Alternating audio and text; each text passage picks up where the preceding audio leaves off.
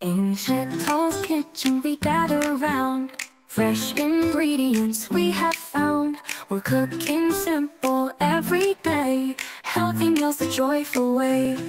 Welcome to With a Sheetals smile Corner. and a Hello gentle friends, hand, Sheetals she Corner shows मध्ये us आपले how स्वागत to आहे. understand आज आपण each बनवणार आहोत recipe जेवढा with special love and care. फराळाचा किंवा Happily मिठाईचा cooking पदार्थ everywhere. आणि त्याचे नाव आहे म्हैसूर पाक. अगदी अचूक प्रमाण व कडक व अति गोड होणार नाही या पद्धतीने करण्याची पद्धत. तर पाहूयात काय लागते यासाठी. तसेही घरी सहज उपलब्ध होणाऱ्या साहित्यात हा पदार्थ तयार होतो. 1 वाटी बेसन पीठ घ्यायचे आहे. जी वाटी मेजरमेंटला वापरणार आहे तीच वाटीचे प्रमाण साखरेसाठीही ठेवायचे आहे. बेसन पीठ चांगले चाळून घ्यायचे आहे जेणेकरून त्याच्यात गुठळ्या झाल्या नाहीत पाहिजेत. तर आपले हे बेसन चाळून तयार आहे. तर विस्कसच्या साहाय्याने परत छान मिक्स करून घ्यायचं आहे. आता ते साईडला ठेवून द्यायचं आहे. ज्या वाटीने आपण बेसन घेतलेले आहे त्याच वाटीने आपण 1 वाटी तूप घेणार आहोत. ते एका कढईमध्ये गरम करण्यासाठी ओतायचं आहे व त्याच वाटीने 1 वाटी तेलही वापरणार आहोत. ते छान कडवून घ्यायचं आहे, कडक गरम करून घ्यायचं आहे, मेल्ट करून घ्यायचं आहे व तेही साईडला ठेवायचं आहे. ज्या वाटीने आपण बेसन घेतलेले आहे त्याच वाटीने 2 वाटी साखर घ्यायचं आहे व 3/4 यामध्ये आपण पाणी ॲड करणार आहोत. गॅस चालू करून हे मिश्रण साखरेचं उकळून घेणार आहोत. याचा आपण एकतारी पाक तयार करणार आहोत. पाक अगदी व्यवस्थित होणं फार गरजेचं आहे. यावरच आपली रेसिपी अवलंबून आहे. थोडासा गॅस मोठा करून पहिल्यांदा ही साखर वितळून घ्यायची आहे व नंतर 4 ते 5 मिनिटं छान शिजू द्यायचं आहे. साखर चांगली मेल्ट होऊन द्यायची आहे. त्यानंतर अशा पद्धतीने 4 ते 5 मिनिटं हा पाक चांगला शिजून घ्यायचा आहे. एकतारी पाक करायचा आहे. तर हा आपला पाक तयार होताना दिसत आहे. तर पहा ही तार येताना दिसत आहे. तर आपला हा पाक तयार झालेला आहे. गॅस मंद आचेवर तसाच चालू ठेवायचा आहे. तर आता आपण जे चाळून ठेवलेलं बेसनचं पीठ आहे ते यामध्ये टाकणार आहोत. आता अगदी गिठळ्या न होता हे छान मिक्स करून घ्यायचं आहे. या ठिकाणी आपले हात जरा भरभर चालवायचे आहेत, नाहीतर आपलं मिश्रण खाली लागू शकते. त्यासाठी भरभर हे मिक्स करून घ्यायचं आहे, नाहीतर गुठळ्या ह्या तशाच राहू शकतात, लम्स राहू शकतात. मग त्याच्यामुळे आपला म्हैसूर पाक चांगला होणार नाही.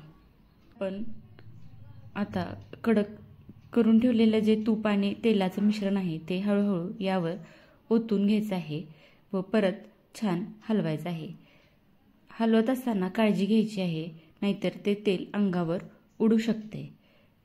तर हळूहळू करून ते तेल व तूप यावर टाकायचं आहे. त्यामुळे छान अशा जाळ्या सुटू लागतात आतून आणि क्रिस्पी असा खस्ता म्हैसूर पाक होण्यासाठी याचा फायदा होतो.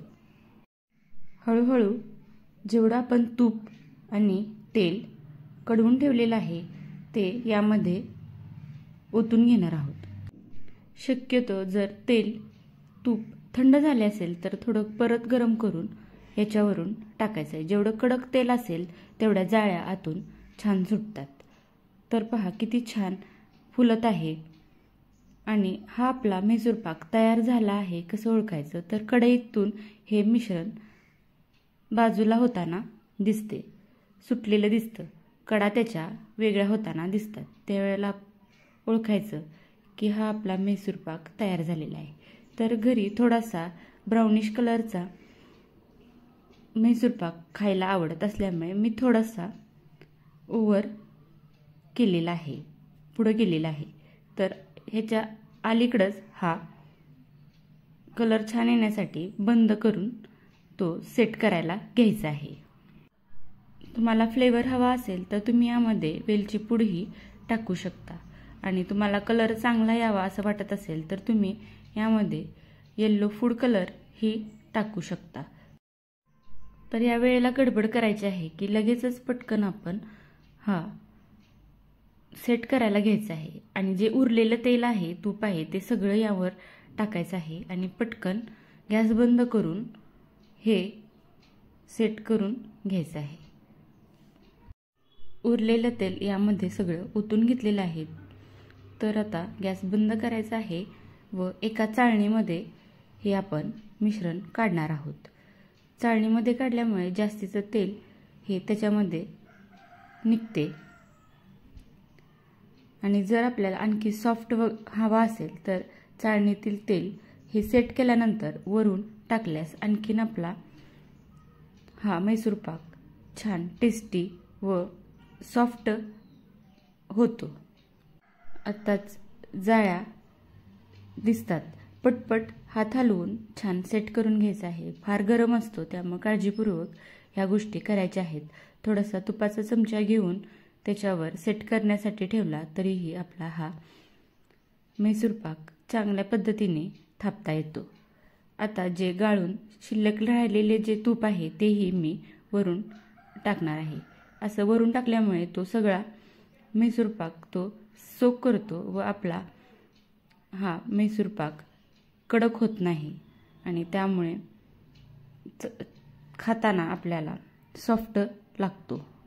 थोडा वेळ सेट झाल्यानंतर लगेचच अशा आपल्याला हव्या त्या आकाराच्या वड्या पाडून घ्यायच्या आहेत.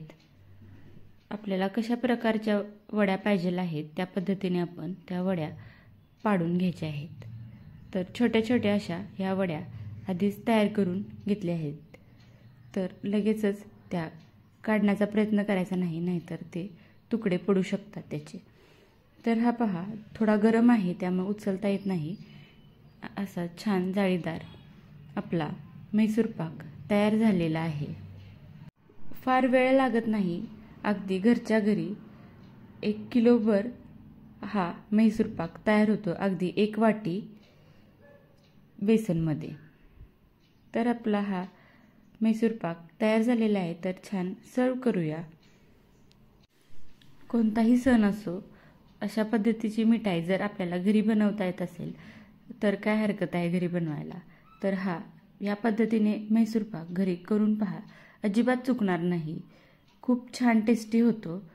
आता थोडासा ब्राऊन कलरचा काढल्यामुळे याचा कलर वेगळा दिसत आहे. टेस्ट अतिशय छान उत्तम झालेली आहे. तर फ्रेंड्स, कशी वाटली ही रेसिपी नक्की कमेंट करून सांगा. आवडली असेल तर लाईक करा, शेअर करा व माझ्या चॅनेलला अजून सबस्क्राईब केले नसेल तर सबस्क्राईब करा. तर पहा खूप सॉफ्ट झालेला आहे आणि टेस्टीही खूप छान झालेला आहे. अगदी सहज तुटला जातोय, अगदी कडक झालेला नाही. या पद्धतीने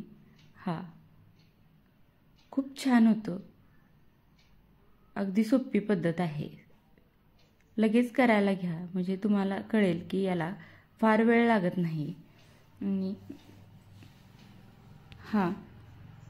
मैसूर पाक घरच्या घरी बनवता येणं फार सोपं झालेलं आहे. तर फ्रेंड्स, ही रेसिपी शेवटपर्यंत पाहिल्याबद्दल धन्यवाद. भेटू अशाच नवनवीन रेसिपीमध्ये. तोपर्यंत